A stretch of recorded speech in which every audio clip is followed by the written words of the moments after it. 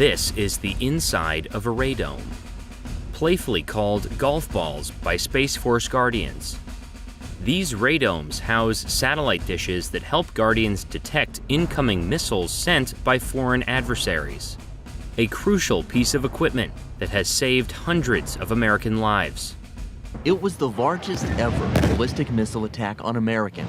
On January 8, 2020, Iran fired missiles at the Al-Assad Air Base in Iraq, where 2,000 American troops were stationed. Our troops right here at Buckley were able to detect the missiles and then report the specific areas at risk at Al-Assad and afford the troops on the ground the opportunity to escape and get out of the way. And as a result, nobody died. Since its inception in 2019, the United States Space Force has quickly become a crucial component of the U.S. military. But many Americans still don't understand what exactly this branch does. I like the idea of a Space Force. I mean, I don't know if we need it, and I'm sure there are better ways we could spend our money, but it sounds awesome. It really does. In reality, Space Force Guardians work from bases on the ground to help protect assets up in space. There's a possible event in Sector 52. Insider was granted access to Buckley Space Force Base in Aurora, Colorado, to see how Guardians detect incoming missiles and to learn more about the newest branch in the U.S. military. Originally, my plan was to go Air Force, but when I gave my job list to my recruiter, he's like, hey, all these jobs are either being transferred or are currently in the Space Force. Would you like to essentially switch from Air Force to Space Force? I immediately was like, yep, switch me. All enlisted Space Force Junior Guardians start their career at Lackland Air Force Base. That's because the Space Force recently split off from the Air Force, creating the 6th official U.S. military branch. So we transitioned from the Air Force to a Space Force to put that level of focus from a programmatic, resourcing, and manpower perspective, because at the end of the day, when it comes to the protection of the space domain, that focus is imperative. After basic military training, Junior Guardians begin their specialized classroom training in a program called STARCOM.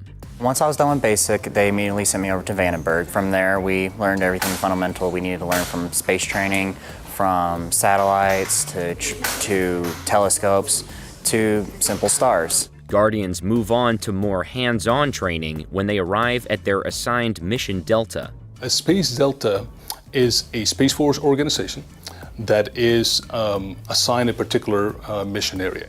Within the Space Force, the Operations Wing, or Space Operations Command, has 9 mission deltas, each with a different focus. For example, Space Delta 6, known as Cyber Delta, focuses on cybersecurity.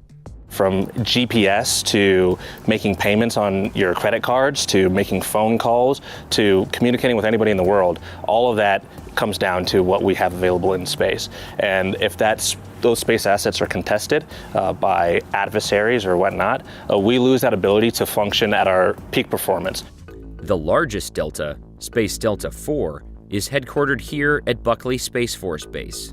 So Space Delta 4's mission, per se, is to be able to protect, to guard against missiles, missile attacks launched against the United States, our allies, as well as deployed troops worldwide. At Buckley, Junior Guardians do on-the-job training for 3 months in a mission management course. And we'll just drill them with different experiences, different lessons, and we'll have them conduct operations on the simulator. The simulator at Buckley uses real-life scenarios to train Guardians. Due to the sensitive nature of the mission, we were not permitted to film the screens, which could reveal top-secret areas of interest. But we were allowed to document a training session from an approved vantage point. There is a possible event in Sector 52. We are being trained to be the first line of defense. We are learning how to correctly and accurately collect and identify the systems any of our adversaries could be throwing at us. To detect incoming missiles, Delta 4 uses a space-based infrared system, or SBIRS, 11 satellites in space that orbit around either the equator or poles and scan Earth's surface for heat anomalies. That infrared data is sent down from the satellites to these giant radomes, which house satellite dishes that are strategically pointed at areas of interest around the world. Infrared data is presented in a way on our display panels, if you will. Missile launch confirmed. Impact area located in Sector 42. Junior Guardians call authorities to inform them of possible events so they can alert the targeted areas. 52. How copy? This is Vortex out. There's a lot of pressure, but they also teach us how to do it correctly and as calmly as possible.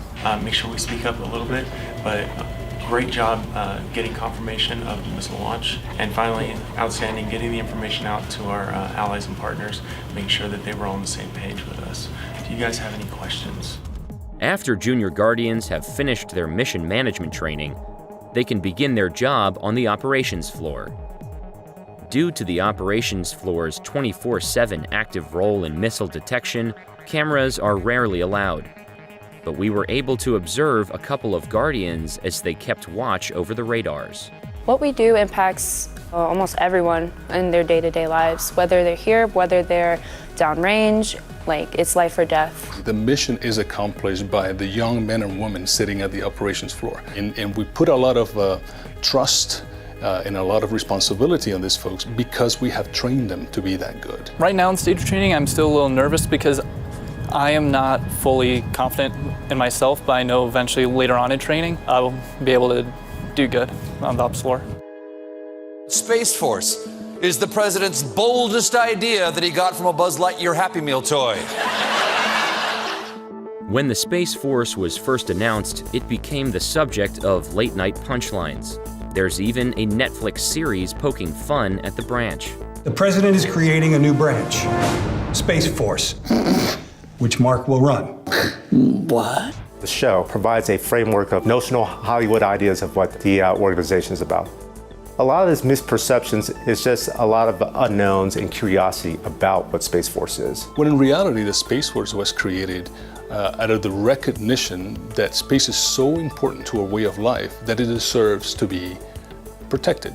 The Space Force also gets confused with its civilian counterpart, NASA. So NASA being our exploration as well as scientific branch of the government, they're looking out beyond the stars, trying to look out, get all that scientific data, as well as looking at manned missions. On the Space Force side, looking more inwardly, making sure that we're looking terrestrially to help our ground forces, air forces, as well as our allies and partners. People constantly ask us, or if they see me in uniform, in a Space Force uniform, they're like, oh, have you been to space? Like, when's the last time you've been to space? There's actually very few operators that do go to space.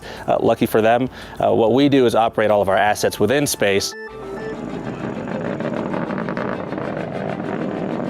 The Space Force is constantly growing and evolving. On August 4th, 2022, right before our visit to Buckley, the Space Force launched GEO-6, the 6th SBIRS geosynchronous Earth orbit satellite, into space. Our success is not so much what we do to an adversary. Our success is more measured in terms of what an adversary does not do to us because we stand guard. This job is 24/7. It is something that is necessary, and our mission does not stop no matter what. How copy? This is Vortex out.